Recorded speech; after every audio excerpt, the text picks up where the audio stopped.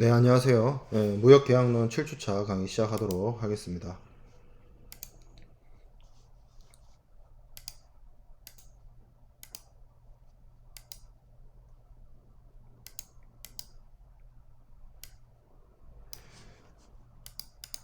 자, 지난 시간에 우리가 매도인의 의무에 이어서 매도인의 의무 위반에 대한 매수인의 구제를 살펴봤죠.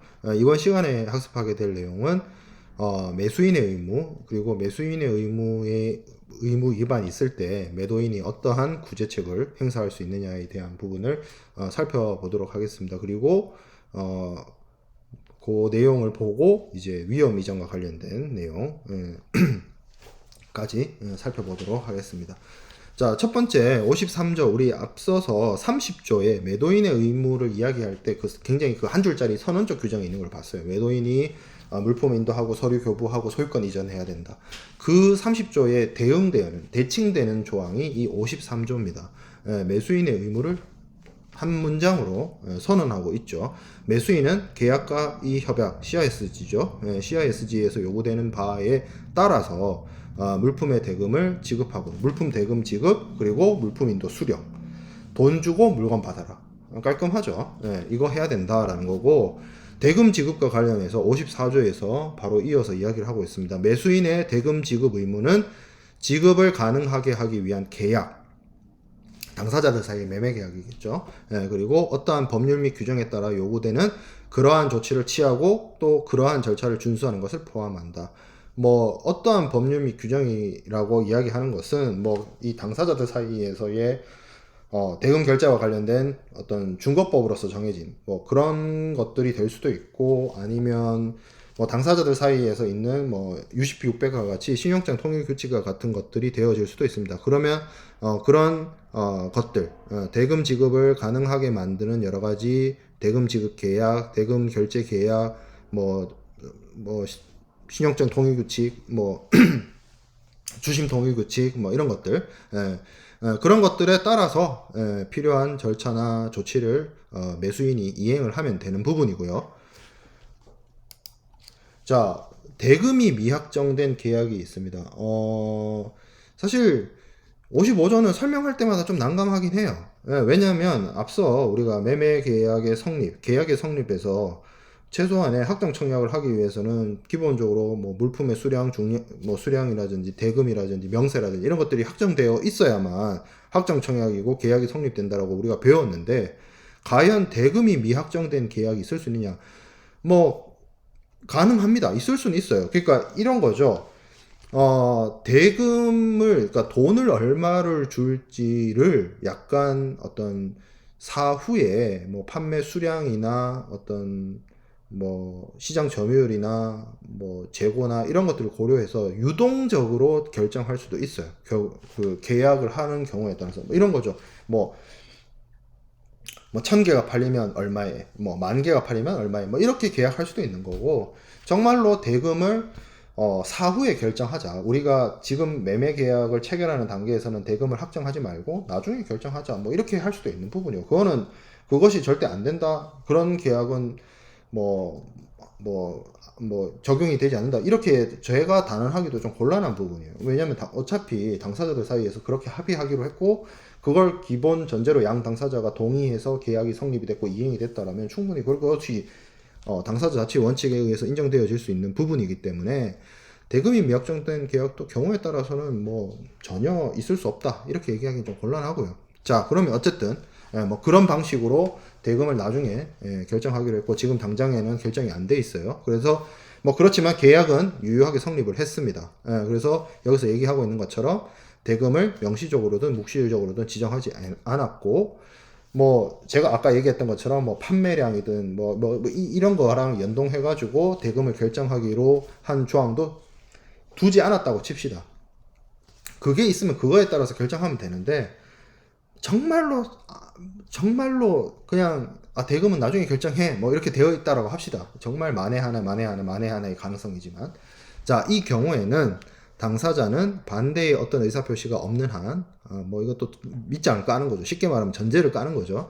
계약 체결 시에 관련 거래와 유사한 사정 하에서 매각되는 동종 물품에 대해서 일반적으로 청구되는 대금을 묵시적으로 참조한 것으로 본다. 여기 되게 어려운 말인데, 자, 계약 체결되는 시점, 시점이 나와요. 계약 체결되는 시점, 관련 거래. 그러니까 매도인과 매수인, 이 당사자들 거래와 유사한 상황이란 거죠. 뭐 그 유사한 상황이란 게 무슨 뭐 물품의 공급 계약일 수도 있고 거래 단계를 의미하는 것일 수도 있고, 이 유사한 사정에 대해서 뭐가 유사한 사정인지는 당연히 CISG는 얘기 안 해줍니다. 그냥 뭉뚱그려서 얘기하는 거고, 뭐 그냥 포괄적으로 얘기를 하고 있어요. 이게 뭐 같은 수출자하고 수입자가 뭐 같은 나라인 걸 의미하는 건지, 거래 단계가 도매 소매와 같은 그런 거래 단계가 같은 건지 뭐 그런 이야기도 없어요. 그냥 유사한 사정이래요. 유사한 사정 하에서 매각되는 동종 물품, 이 동종 물품을 어떻게 해석할지도 또 구체적으로 얘기 안 해줘요. 정말 똑같은 걸 막 한치의 오차도 없이 정확하게 똑같은 물건을 얘기를 하는 건지, 아니면 어떤 카테고리를 얘기를 하는 건지, 그런 얘기도 자세히 없어요.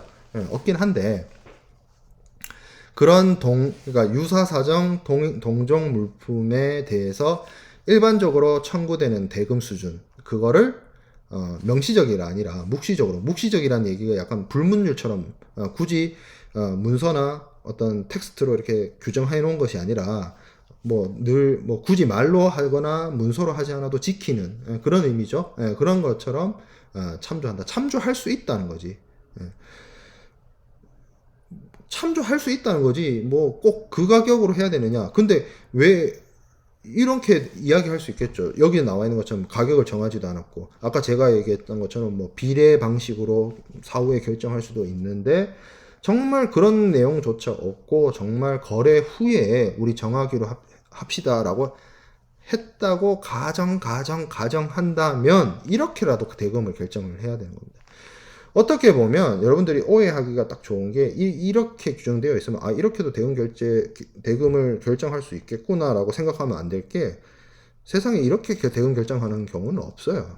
어떤 거래가 이런 식으로 물품의 대금을 결정을 하겠어요. 아까 제가 얘기했던 것처럼 사후에 결정할 수 있습니다. 판매 수량이나 뭐 거래 수량에 따라서 연동해서 많이 팔리면 적게 받고 뭐 이렇게 할 수 있어요. 그거는 실제로 상거래 실무에서 많이 일어나는 일이지만, 정말 그런 조항, 그런 어떤 조건조차 달려 있지 않는 상태에서 완전 백지의 대금이 확정되지 않은 상태에서 거래가 이루어진다는 거는 모르겠어요. 세상에 그런 거래가 있을지. 뭐 있다면 알려주세요. 저는 못 봤으니까. 여러분들이 찾아보고 저한테 알려주세요. 저는 못 봤어요. 근데 이런 규정, CISG에 이런 규정이 두고 있다는 의미는 뭐 글쎄요, 만에 하나, 정말 만에 하나 이런 일이 있을 때 어떻게 보면 해결책으로서 CISG가 그걸 제시하고 있는 것이지, 뭐 일반적인 경우에 이 규정이 적용된다고 보기는 힘듭니다. 이건 그냥 규정으로서 CISG 한 조항의 내용으로서만 이해하는 것이 바람직하지 않을까 생각이 들어요. 자, 근데 56조는 의미 있어요. 55조는 뭐 제가 길게 설명했지만 결국 큰 의미 없다 이거였고, 56조는 큰 의미 있습니다. 뭐 대금이 물품의 중량에 따라서 결정되어질 수 있습니다. 쉽게 말하면 뭐 이런 거죠. 톤당 얼마, 킬로그램당 얼마, 뭐 이런 식으로 대금이 결정되어질 수 있어요. 그럼 그 몇 킬로인지 몇 톤인지가 중요하죠. 그러면 그거를 잴 때는 net weight, 순 중량에 의해서 결정을 합니다. 포장무게 뺀다는 얘기죠. 쉽게 말해서. 자, 대금 지급 장소. 대금 장소의 공간 개념이에요. 우리 시공간 할 때 공간 개념입니다. 자, 매수인이 기타 특정 장소에서 대금 지급을 해야 할 의무가 없는 경우에는, 이거 중요하죠. 이거 어디서 봤어요? 31조에서도 봤죠. 매도인이 특정 장소에서 물품 인도할 경우, 인도를 해야 되는 의무가 없는 경우 하면서 31조가 시작하잖아요. 제가 그래서 그걸 뭐라 그랬어요? 매도인과 매수인 사이에서 물품 인도를 할 때 어떤 특정한 장소에서 물품 인도하기로 했으면 거기서 인도하면 된다. 근데 그게 아닌 경우가 31조의 내용들이다라고 했죠. 마찬가지입니다. 57조도 매수인이 어느 특정 장소에서 대금을 주기로 했어요. 그럼 그 특정 장소에서 대금 주면 돼요. 계약 내용대로. 근데 지금 이 57조 뒤에 나오는 내용은 뭐냐면, 그게 아닌 경우에 어떻게 하느냐. 전제가 있고 그 전제에 대한 밑에 전제가 성립이 되지 않았을 때 규정을 해놓은 거죠. 자, 그래서 특정 장소에서 지급할 의무는 없대. 오케이. 그러면 매수인은 다음과 같은 장소에서 매도인에게 대금 지급을 해야 됩니다. 어디? 매도인의 영업소. 매수인의 영업소 아니에요? 매도인의 영업소. 그건 뭔 얘기예요? 매수인이 매도인의 영업소 찾아가서 돈 준다는 얘기잖아요. 불편하겠죠. 수입국에 있는 사람이, 수입자가 수출국에 있는 수출자의 영업소에 와서 돈 준다는 거잖아. 불편하잖아. 그죠? 그럼 어떻게 하면 좋겠어요? 특정 장소를 지정하면 좋겠지. 그죠? 예. 자, 지급이 물품 또는 서류의 교부와 상환으로 이루어져야 되는 경우 그 교부가 행해지는 장소. 대금 지급이 서류하고 체인지돼 상환된다는 게 이제 서로 이게 교환된다는 얘기잖아요. 쉽게 말하면 서류를 주고 물품이나 서류와 대금이 크로스 동시로 이행돼 가지고 이쪽은 물건이나 서류 주고 이쪽은 돈 주고가 이루어지는 그런 경우를 얘기를 하는 거죠. 그러면 그것이 이루어지는 장소에서 대금 지급을 하라는 거죠. 어떤 것들이 있을까요?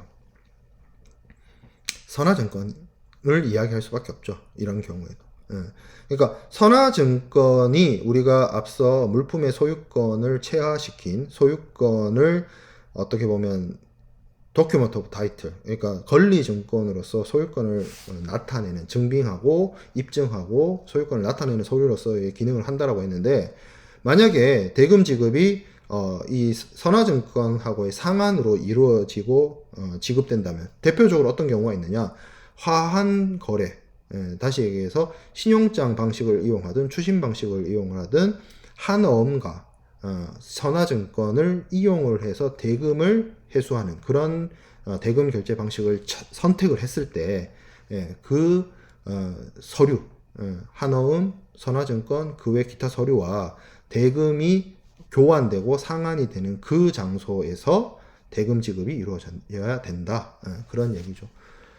뭐 그러면 그곳이 어디입니까? 라고 했을 때 그거는 은행이 될 수도 있고요. 은행을 통해서 이제 대금 회수가 이루어지고 한다면 뭐 그것이 수출국의 은행이 될 수도 있고 수입국의 은행이 될 수도 있습니다. 이거는 그런 정도까지 어떤 특정한 은행이다 뭐 내지는 특정한 장소다라고는 얘기하지 않고 크로스 서로 교환 익스체인지가 일어나는 곳이 그 장소이다. 대금 지급의 장소이다.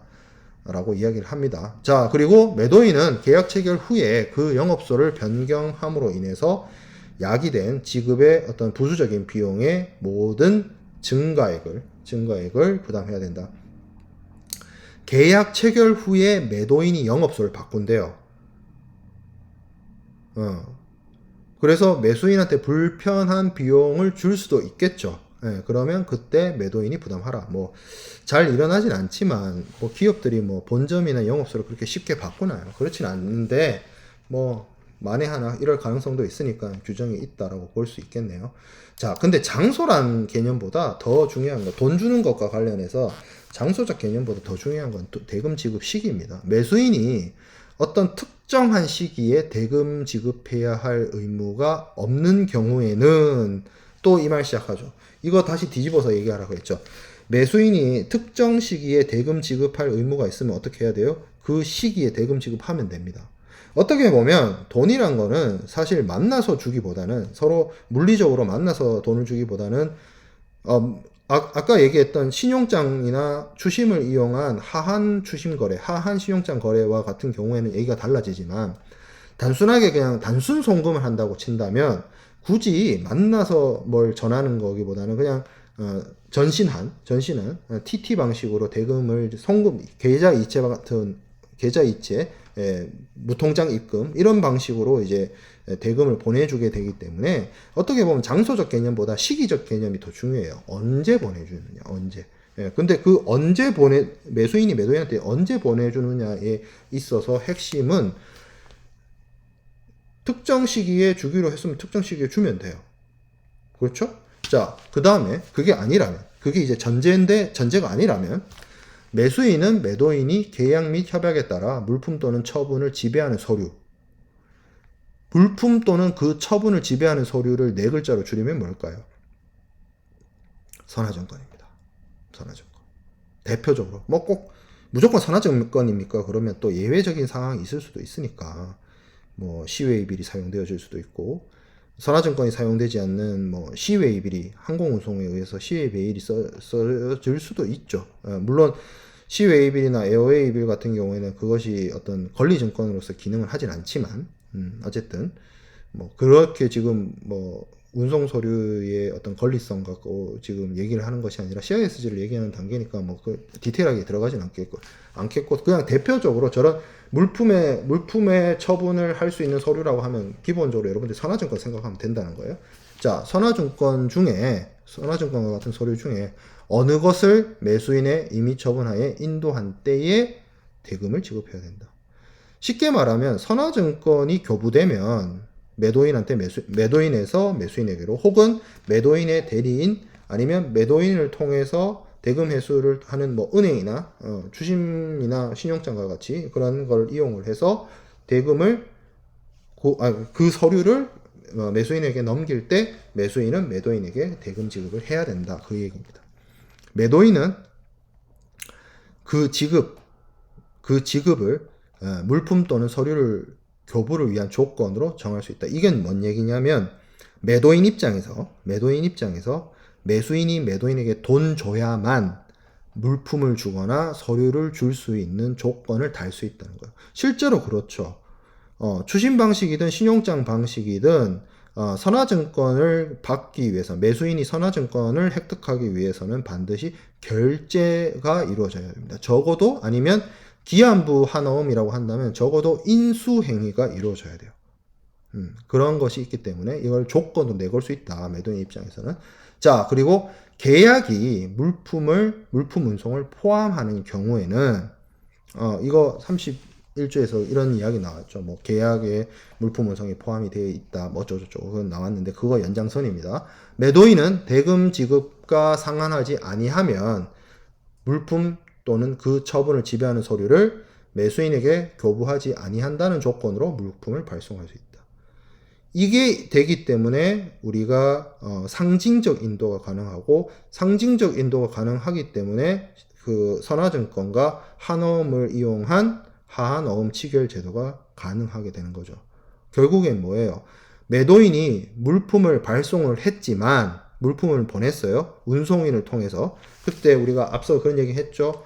물품의 소유권이 유보된다든지 아니면 처분권과 소유권이 분할돼서 어쩌고 저쩌고, 물품의 점유는 운송인한테 맡겨져서 운송을 하게 되고, 물품의 소유권을 나타내는 서류는 은행을 통해서 이제 대금을 회수하기 위한 절차를 진행을 한다, 뭐 그런 이야기를 우리가 소유권 이전과 관련된 규정을 우리가 학습할 때 했던 내용이죠. 자, 무슨 얘기예요? 결국에는 매도인이 매수인에게 물품을 발송을 했지만 뭐 할 수 있다는 거예요? 매수인이 돈 안 주면 그 물품을 네가 찾을 수 있는 서류를 안 줄 거야, 이렇게 할 수 있다는 거. 딱 그거라 생각하면 되죠. 선화증권을 이용한 어떤 대금 회수. 자, 그 다음에 58조 3항 보겠습니다. 매수인은 물품을 검사할 기회를 가질 때까지는 대금을 지급해야 할 의무가 없다. 당연하죠. 검사할 기회가 확보된 다음에 대금 지급이 있는 거죠. 근데 당사자 간에 합의된 인도 지급 절차가 매수인이 그러한 기회를 가지는 것과 양립되지 아니하는 경우에는 그러하지 않다. 그러니까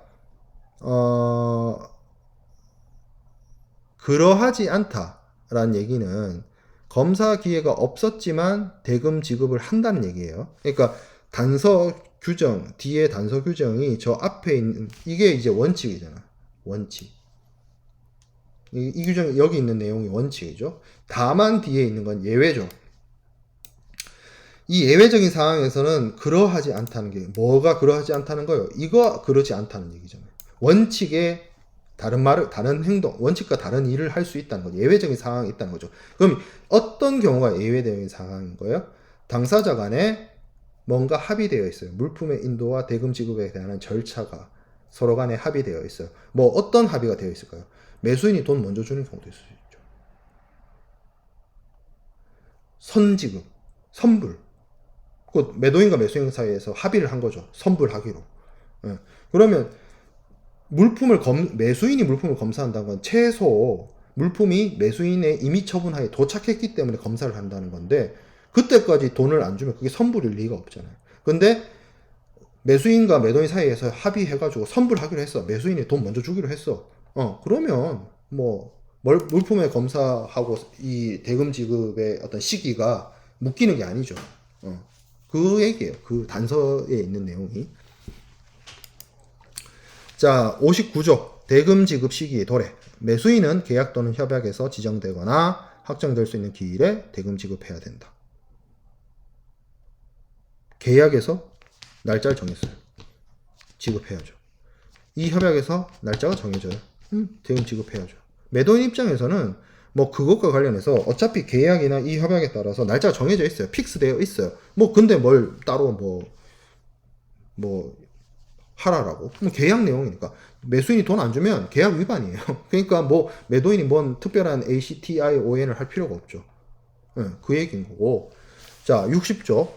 그러니까 59조까지는 대금 지급과 관련된 이야기고 60조가 물품의 인도 수령과 관련된 내용입니다. 매수인은 인도 수령해야 됩니다. 물품을 받아야 돼요.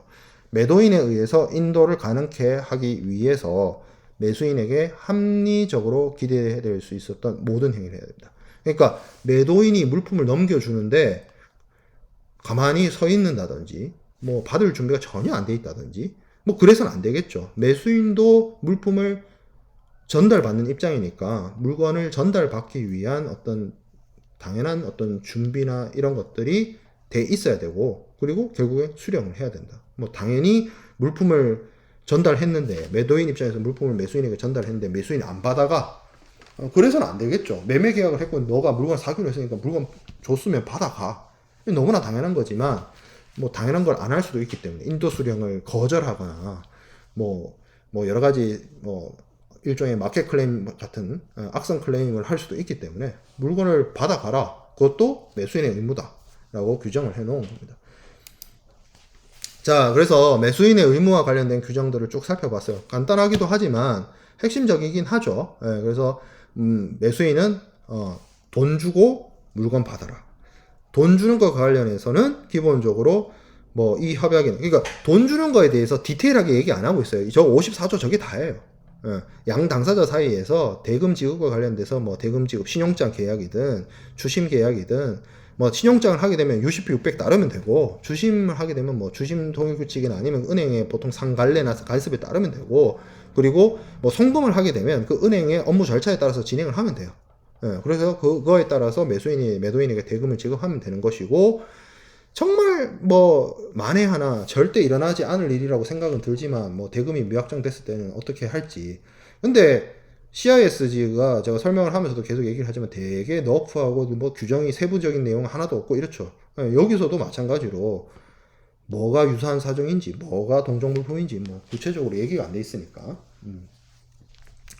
자, 그 다음에 순중량에 대한 부분 장소와 시기인데 뭐 설명하면서도 말했지만 매도인하고 매수인이 특정 장소에서 지급하고 특정 시기에 지급하기로 했으면 그거 따르면 됩니다.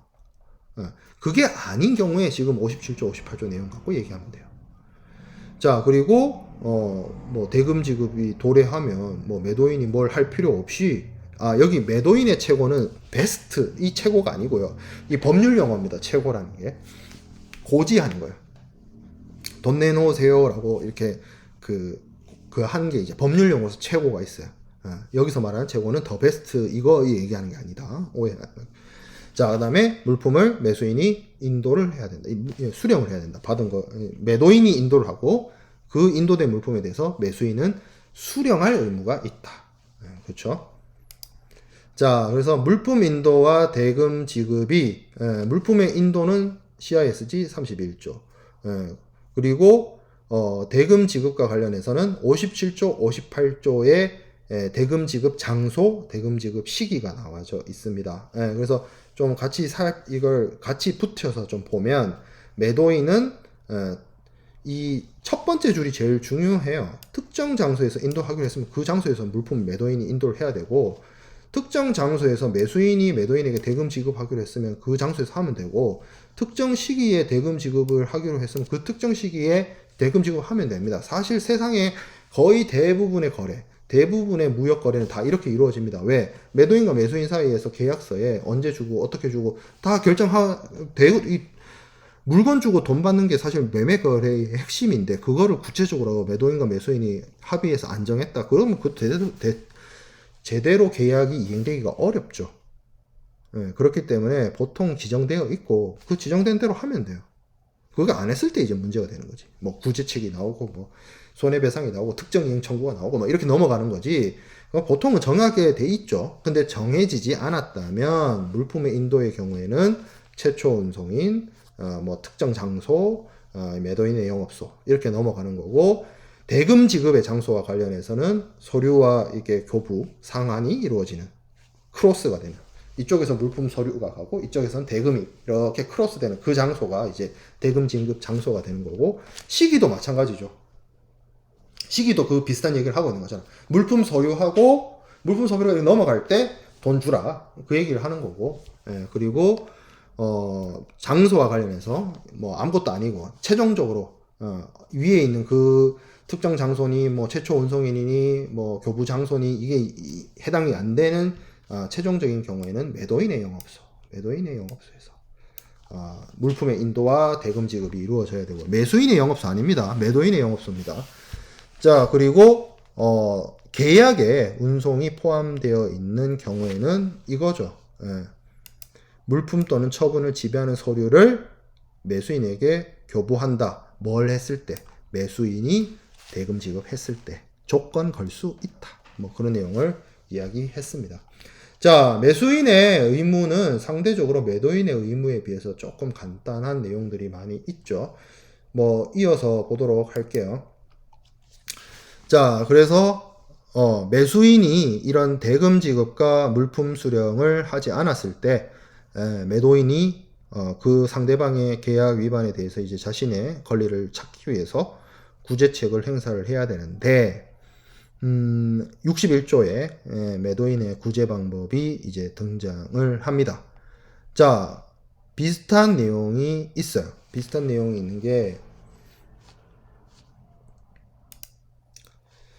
이게 이제 지난주 강의 자료인데, 지난주 강의 자료에 45조에 매수인의 구제, 매도인의 의무 위반에 대한 매수인의 구제를 얘기하면서 이 얘기들이 들어갔어요. 46조 내지 52조에 규정된 권리를 행사할 수 있다. 74조에서 77조 규정된 손해배상을 이야기할 수 있다라는 얘기가 들어가 있었는데, 이번 주 강의 자료에 저 45조에 대칭되는 좀 전체 CISG 내용을 좀 매도인의 의무, 매수인의 의무를 같이 보게 되면 이게 서로 데칼코마니처럼 서로 상호 대칭 구조로 이루어졌다는 걸 알 수 있게 돼요. 그러니까 이 45조에 대응되는 규정이 61조입니다. 61조에 비슷하게 규정되어 있죠. 매수인이 뭐, 매도인이 제대로, 반대죠. 매수인이 앞서 위에 규정되어 있던 대금 지급과 물품 수령을 제대로 하지 않았을 때 매도인은 어떤 선택권을 가진다? 62조에서 65조에 규정된 권리를 행사하거나 아니면 74조, 77조 이거는 같죠. 손해배상은 같습니다. 손해배상을 청구할 수 있다라는 겁니다. 그리고 이거 두 개는 별도예요. 그렇기 때문에 뭐예요? 62조에서 65조 사이에 있는 권리를 행사하는 함과 동시에 뭐도 할 수 있다? 손해배상 청구도 할 수 있다. 그 얘기가 이렇게 나와 있죠. 그리고 유예기간 주면 안 된다. 누가? 제3자인 법원이나 뭐 중재재판부가 거의 똑같은 얘기를 하고 있고, 자, 62조에 매도인의 특정 이행 청구권에 대한 얘기가 나와 있습니다. 우리 지난주 거를 계속 가져와서 얘기할 수밖에 없는데, 매도인의 의무 위반에 따른 매수인의 구제에서는 특정 이행 청구가 매도인의 의무라는 게 물품을 인도하고 서류를 교부하는 거기 때문에 물품의 컨디션에 따라서 이게 본질적 계약 위반에 해당이 되느냐 본질적이지 않은 계약 위반에 해당되느냐에 따라서 대체품 청구도 있을 수 있고, 대체품 청구 아니면 하자 보완 청구도 있고 이렇게 갈렸잖아요. 근데 이쪽은 매수인의 의무 위반에 따른 매도인의 구제책은 그렇게 갈리지 않아요. 왜 그러냐면 매수인이 매도인에게 해야 되는 의무는 대금인데, 대금 지급이란 게 돈을 주면 준 거고 안 주면 안 준 거고, 적게 줬으면 적게 준 거지, 이게 뭐 돈이 상태가 뭐 5만원권 신권으로 줘야 되고 뭐 그런 거 아니잖아요. 그죠? 네, 그렇기 때문에 매도인은 매수인에 대해서 대금 지급, 인도 수령 이거 제대로 안 했으면 이거 하라고 청구할 수 있는 겁니다. 돈을 안 줬다? 달라. 적게 줬다? 계약 금액보다 적게 줬다? 야, 남은 금액 내놔. 물건 안 받아가? 물건 받아가. 이렇게 단순하게 특정 이행 청구를 할 수 있다는 거예요. 근데 그런 특정 이행 청구를 함과 동시에 모순되는 구제를 할 수 없다라고 되어 있는데 이건 뭐예요? 돈 내놔라라는 얘기 함과 동시에 뭘 한다는 거예요? 계약 해제. 계약 해제를 선언하거나 하는 그러니까 특정 이행을 청구를 하는 거는 계약된 내용대로 상대방한테 계약을 이행을 하세요라고 요구하는 건데 계약 해제를 하겠다는 거는 지난 시간에도 얘기했다시피 너와 나의 관계를 끝내겠다는 거잖아요. 이거는 서로 상호 모순된다는 거예요. 근데 이 와중에도 뭐는 할 수 있어요? 손해배상 청구는 할 수 있어요. 왜? 손해배상 청구는 62조에서 65조 사이에 있는 규정된 구제책과 별개니까 모순되지 않아요. 근데 계약 해제는 특정 이행 청구와 모순된다. 이 얘기인 겁니다. 자, 그 다음에 추가기간 지정. 자꾸 지난주 거를 끌고 오게 되는데 47조 여기에도 추가기간 있었죠. 교수님에 따라서 책에 따라서 추가기간이라 하기도 하고 부가기간이라고 하기도 하고 유예기간이라고 하기도 해요. 그거는 뭐 상관이 없어요. 근데 이렇게 말미를 더 줄 수 있다는 거예요. 그렇죠? 매도인은 매수인의 의무 위반에 대해서 쉽게 말하면 돈 안 준다는 거야. 돈 안 예를 들어서 4월 14일까지 돈 주기로 했는데 돈 안 줘. 야, 그러면 4월 15일까지 내가 하루 더 연장 줘. 돈 줘. 할 수 있다는 거야. 자, 매도인이 매수인으로부터 그 지정된 추가 기간 내에 이행하지 아니하겠다는 뜻의 통지를 받지 않는 한 매도인은 그 기간 중에 계약 위반에 대한 구제를 할 수 없다. 이런 거죠. 하루 시간 더 줬어. 근데 계약 해제해. 이상하잖아. 모순되잖아. 근데 하루 늦게 줘. 예를 들어 하루면 여러분들 안 와닿겠네요. 예를 들어서 4월 14일까지 주기로 했는데 뭐 돈이 없대. 그러면 5월 14일까지 줘. 라고 얘기를 했어요. 추가 기간을 줬어요. 근데 손해배상을 청구할 수 있죠. 왜? 돈을 한 달 늦게 받잖아. 한 달을 저도 통장에 그렇게 많은 돈을 안 넣어봐서 모르겠는데 예를 들어서 그게 이 돈이 통장에 들어와 있었으면 이자 쉽게 말하면 시간 경과 이자라는 것도 있잖아 우리가. 여러분들이 회계 원리나 재무 관리 같은 수업을 들으면 사실 그 시간은 돈이라는 개념을 완전히 이해하게 되는데 아니 그렇잖아요. 내가 4월 14일 날 돈을 받았으면 이 돈이 내 통장에 들어가 있었으면 내 이자인데 5월 14일까지 저놈이 나한테 돈을 안 줘. 그럼 내가 이자 수익을 못 받잖아요. 그런 거가 있기 때문에 손해배상 청구를 당연히 할 수 있습니다. 자, 64조. 계약 해제입니다. 계약 해제.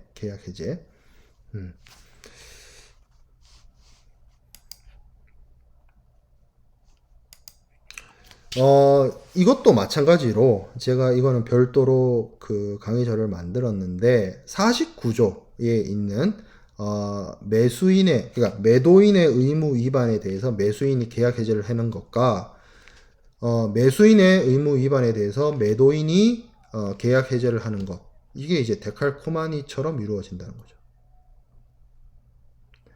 거의 내용이 같습니다. 거의 내용이 같고 다만 몇 가지 차이점이 있는데 한번 보죠. 그래서 제가 49조를 설명할 때도 갈로 1번이 있고 갈로 2번이 있는데 갈로 1번은 계약 해제를 선언할 수 있는 이유였고 갈로 2번은 계약 해제를 선언할 수 있는 시기와 관련되어 있었어요. 49조를 설명할 때도. 그래서 64조도 그런 구조로 되어 있어요. 그 64조 1항을 보면 첫 번째, 다음과 같은 경우에 계약 해제를 할 수 있다. 다음이 A와 B가 있죠. A, 계약 또는 협약에 의해서 매수인이 본질적인 위반을 했다. 본질적인 계약 위반을 한 경우에 바로 계약 해제 선언할 수 있다. 그리고 B, 느낌이 오죠. 데칼코마니처럼 대칭된다 했죠. 여기 뭐가 있었겠어요? 이거죠. 부가기간, 추가기간 내에 안 한다. 마찬가지로 돈 달라라고 했는데 돈 달라고 해가지고 4월 14일까지 돈 받기로 한 거를 5월 14일까지 말미를 더 줬는데 안 줘. 혹은 그 한 달 내에 준비 못 하겠다라고 이야기가 들어와. 그러면 그때 계약 해지할 수 있다는 거예요. 그러니까 바로 본질적 계약 위반에 해당이 되든지 아니면 추가 기간, 부가 기간, 말미를 더 줬는데도 안 하는 경우. 그러니까 이 부분 계약 해지를 선언할 수 있는 두 가지 이유 중에 첫 번째는 너무나 당연한 건데 두 번째의 경우에는 우리가 앞에서 CISG의 개요를 설명할 때 CISG가 되도록이면 계약을 유지하고 계약이 이행되는 방향으로 규정이 되어 있다는 취지가 여기서 드러나는 거예요.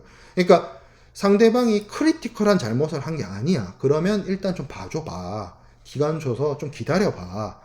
그런 다음에 그래도 안 하면 어쩔 수 없지. 그러면 그때 계약 해지를 선언해. 라는 이야기가 49조에도 64조에도 있는 거예요. 완전 똑같은 내용이죠. 이 데칼코마니 같이 대칭되게 규정이 되어 있는 거죠. 근데 지금 이 표에도 나와 있지만 이 계약 해제를 선언하는 시기와 관련해서는 좀 차이점이 있어요. 앞으로 돌아가서 자 2번 보겠습니다. 매수인이 대금을 이미 지급한 경우 돈을 먼저 줬대요. 매수인이 대금 지급을 했대요. 매도인은 다음과 같은 시기에 계약 해제를 선언하지 않는 한 해제 권리를 선언한다. 자, 대금을 안 줬으면 대금을 안 준 거는 사실 매수인의 어떤 본질적 계약 위반이기 때문에 그건 뭐 바로 계약 해제를 하면 되는데 돈은 줬어. 돈은 줬어. 근데 뭐 다른 차원에서 뭐 금액과 관련해서든 아니면 물품 수령과 관련해서든 다른 차원에서 뭔가 문제가 생긴 거겠죠. 돈은 줬어요. 돈은. 자, 근데 돈을 주긴 줬는데 그 준 것도 또 두 가지로 나눠서 볼 수 있죠. 돈을 늦게 준 거가 돈을 제때 준 게 있을 수 있어요. 그래서 자, 2번에 이 2번에 해당되는 사안은 돈을 받았어요. 그러니까 매수인이 매도인한테 돈을 주긴 줬어. 근데 이 A는 뭐냐면 돈을 늦게 준 거야. 그러니까 4월 14일까지 주기로 했는데 4월 14일까지 안 주고 한 4월 한 25일 뭐 이렇게 줬어요. 돈을 주긴 줬는데 늦게 준 거죠. 그건 뭐예요? 이행지연이죠. 이행지연. 그때는 어떻게 하나요? 매도인이 그 이행이 이루어진 사실을 알기 전 이렇게 되어 있어요. 자, 생각해 봅시다. 4월 14일까지 돈을 주기로 계약이 되어 있었어요. 안 줬어요. 계약의 본질적 위반이죠. 매수인의 계약의 본질적 위반 아니에요? 돈 안 줬잖아. 그럼 그때 계약 해제를 해야죠. 그렇죠? 추가 기간 이런 거 안 줬다고 칩시다. 뭐 그런 건 논의를 하고 4월 14일까지 주기로 했는데 안 줬어요. 그러면 계약의 본질적 위반을 형성을 해서 매도인이 매수인을 향해서 계약 해제를 선언해야죠. 근데 매수인이 돈을 주긴 줬는데 25일 날 줬어요. 그러면 26일 날 계약 해제 선언할 수 있냐 이거예요. 돈 받았잖아. 느끼지만. 이게 본질적 계약 위반을 형성하느냐 이거예요. 우리 앞에서 제가 지지난주에 본질적 계약 위반을 예시로서 설명해 줄 때 그 얘기가 있었어요. 돈을 안 준 거는 본질적 계약 위반이 맞는데 왜냐면 내가 기대하고 있었던 어떤 대금이라는 거, 경제적 이익이라는 거를 박탈했기 때문에 상대방이 그거는 본질적 계약 위반이 맞다. 근데 좀 늦게 줬어. 액수가 적게 준 건 아니야. 100만 원인데 100만 원이 들어왔는데 한 일주일이 늦게 들어왔어. 이거를 본질적 계약 위반으로 할 수 있느냐?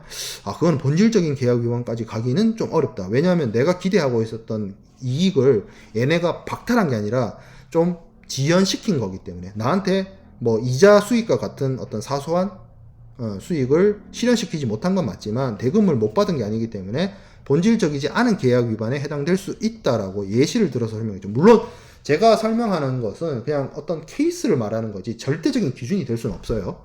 여러 가지 본질적 계약 위반에 해당되는 경우와 해당되지 않는 경우로서 나뉘어진 여러 판례들을 정리했을 때 그런 이야기를 하는 거지 절대적인 기준은 아닙니다. 제가 얘기하는 것들이.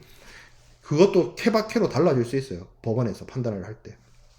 어쨌든 25일 14일까지 주기로 한 돈을 25일 날 줬어요. 26일 날 돈 받아놓고 뭐 열흘이나 늦게 받았지만 이 26일 날 계약 해제 선언할 수가 있겠냐고.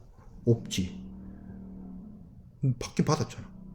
뭐는 얘기할 수 있겠어요? 매도인 입장에서 매수인한테 뭔 얘기는 할 수 있겠어요? 네가 돈을 열흘이나 늦게 줘가지고 나한테 이자 수익이 안 생겼다. 손해배상 청구를 할 수 있어요. 솔직하게 말해서. 근데 계약을 없던 일로 하자. 가능하냐고. 이건 지금 손해배상 청구를 얘기하는 게 아니라 계약 해제를 얘기하는 거잖아. 돈 받았는데 늦게 받았지만 받긴 받았는데 계약 해제 선언하는 게 말이 되냐고. 안 되잖아. 그러니까 언제 해야 되겠어? 25일 전에 해야죠. 그렇죠. 이게 이해가 돼요? 무슨 말인지? 네. 자, 그럼 A는 그래요. 돈 늦게 준 거예요. 자, 돈을 지급을 했고, 돈 지급을 했어요. 돈을 지급을 했고, 늦게 준 것도 아니에요. 14일날 주기로 했는데 14일 줬어. 그럼 어떻게 해야 돼요? 뭔가 돈을 제때 주기로 했고, 제때 지급이 됐는데 문제가 있대. 그럼 어떤 문제일까요? 어떤 문제일까? 만약에 문제가 발생한 것이 대금과 관련된 거라면 아마 적게 준 거거나 대금을 적은 금액으로 줬거나 아니면 대금 지급하고 관련이 없는 문제이거나 뭐 그럴 가능성이 큽니다. 그러니까 지금 케이스를 이렇게 나눠 보는 거잖아요. 대금이 지급됐는데 늦게 준 거. 늦게 준 거. 늦게 준 것도 아니고 제때 줬어. 제때 줬는데 문제가 생기는 건 뭐겠냐고. 적게 줬겠지. 아니면 물건 안 받아가거나. 그죠? 그럼 그 경우에 매도인은 어떤 선택을 할 수 있느냐? 매도인이 매수인의 위반을 알았을 때. 그리고 예를 들어서 이제 이런 거죠. 돈을 적게 준 경우라면 잔액을 달라라고 요청을 하겠죠. 매도인이 추가 기간을 주겠죠. 추가 기간 안에 돈 더 내놔 라고 얘기를 할 것이고, 아니면 물건을 안 받아가는 경우라면 며칠까지 물건 받아가 이렇게 추가 기간을 줄 거예요. 근데 그 추가 기간에도 불구하고 매수인이 계약 이행을 제대로 잔금을 치르지 않는다든지 물건을 수령하지 않는다면 그때는 계약 해지를 할 수가 있다라는 겁니다. 그러니까 이거는 어떻게 보면 좀 여러분들이 쉽게 이해할 수 있는데 이 부분이 좀 생각을 한번 해봐야 될 거예요. 아니 돈 늦게 줬는데 계약 해지 할 수 있는 거 아니야? 아니 그게 아니지. 돈을 늦게 주긴 줬지만 돈 받긴 받았잖아. 돈 받아놓고 계약 해지하면 그거 웃기잖아요. 그러니까 돈을 늦게 준 거에 대해서 시간경과 이자에 대해서 손해배상 청구는 할 수 있는 문제이긴 하나, 뭐 그것도 사실 한 달이나 뭐 1년 이건 또 문제가 되는데 하루 이틀 늦었다고 그거 손해배상 청구하겠어요? 비즈니스 관계에서? 실무적으로? 기업들이? 안 그렇거든.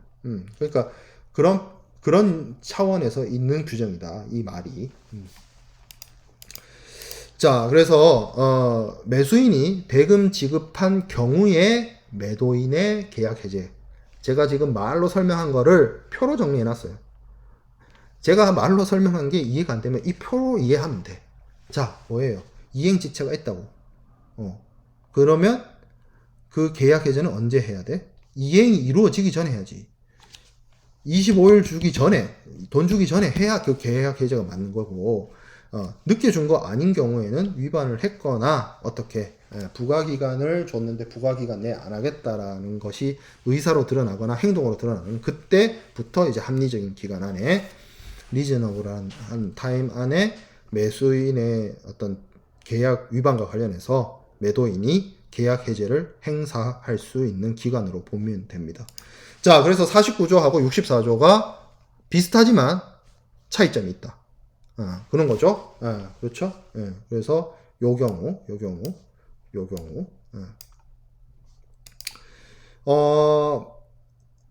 이런 거예요. 그러니까 이렇게 비교해 보면 될 것 같네요. 그러니까 매도인이 매수인한테 물품을 늦게 주는 경우와 매수인이 매도인한테 대금을 늦게 주는 경우가 있을 거 아니에요. 근데 매도인이 매수인한테 물품을 늦게 주는 경우라 하더라도 물품을 이 늦게 준 물건도 제대로 된 물건인지 아닌지 정상적인 물건인지의 여부가 있잖아요. 근데 대금이란 거는 제가 아까도 말했지만 뭐 빳빳한 5만원짜리 신건으로 줘야 된다라고 하지 않는 이상, 그게 조건이지 않는 이상 늦게 주더라도 주면 준 거예요. 완전성이 확보돼요. 근데 물품이란 건 늦게라도 줬는데 그 늦게 준 물건이 여전히 문제의 여부가 있을 수 있잖아요. 그러니까 물건을 받았는데 물건을 늦게 받았어. 물건을 늦게 받았는데 물건을 열어봤는데 이게 완전 맥북을 주문했는데 철판이 왔어. 쉽게 말해서. 그러면 그거에 대해서 내가 늦게 받았지만, 늦게라도 철판을 받았지만 뭐예요?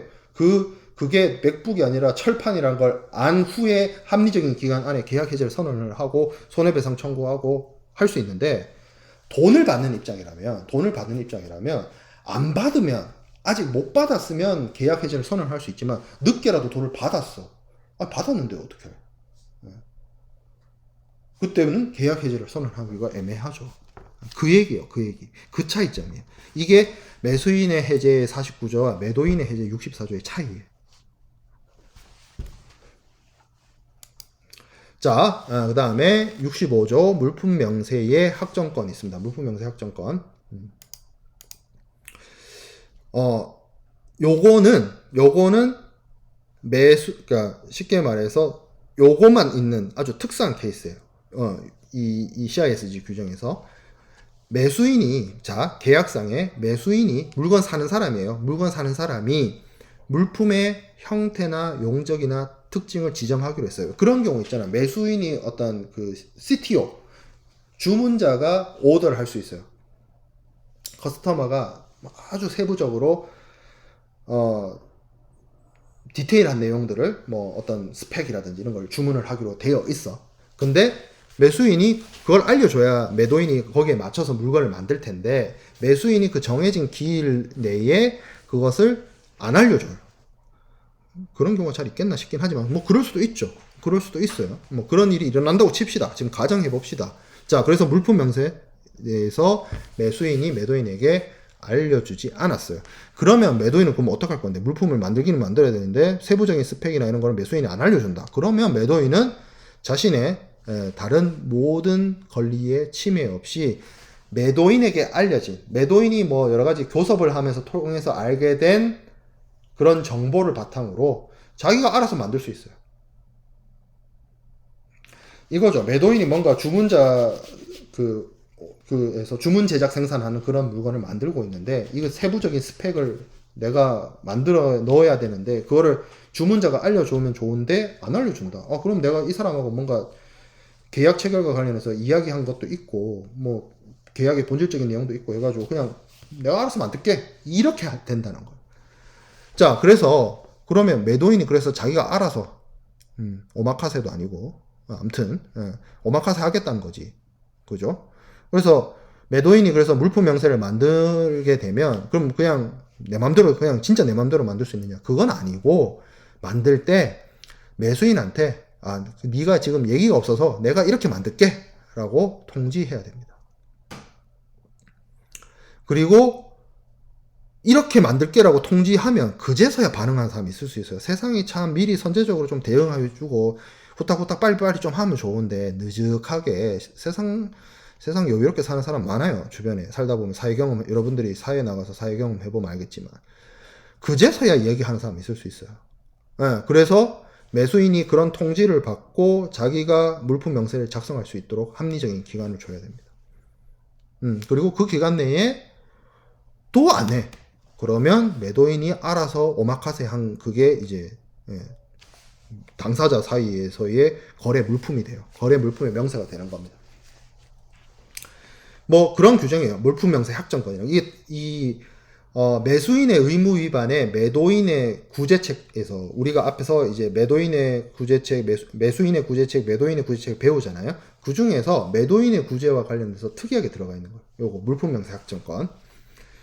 자, 그래서 매도인의 구제, 매수인의 계약 위반에 대해서 매도인이 선택할 수 있는 것은 기본적으로 큰 틀에서 특정 이행 청구와 그리고 부가기간 지정이 있고, 그리고 계약 해제를 선언할 수 있는 부분, 그리고 계약 해제가 굉장히 중요한데 이 계약 해제가 앞서 우리가 봤던 49조의 계약 해제와 64조의 계약 해제의 차이점, 제가 분명히 자세하게 설명했어요.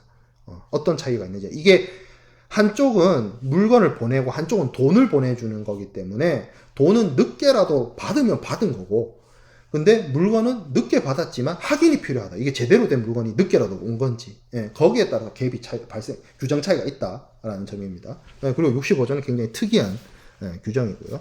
여기까지가 매수인의 의무와 매수인의 의무 위반에 따른 매도인의 구제책에 대한 내용이 65조였고요. 이제 위험 이전에 대한 내용이 66조부터 70조까지 나옵니다.